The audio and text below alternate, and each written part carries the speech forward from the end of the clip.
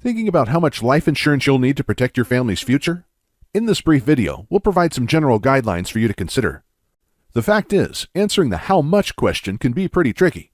It depends on a number of variables, including your marital status, how many dependents you have, your current and projected income, the value of your assets, and your preferred lifestyle. So how do you determine if you need $100,000, $250,000, $500,000, or more in life insurance coverage? To help you answer this, you'll want to start by gathering all of your personal financial information and develop an estimate of what your family would need to meet their financial obligations if you die unexpectedly.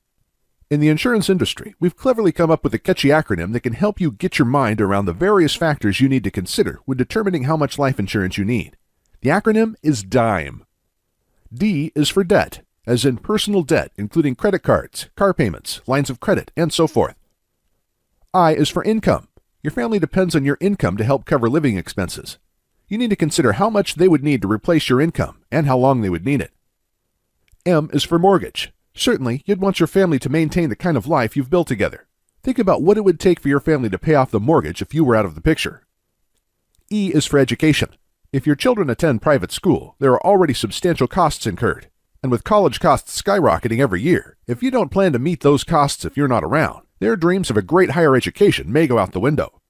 So after you put some thought into the DIME process, you'll have a better idea of how much money your family would need to maintain their existing lifestyle and the money needed for future expenses.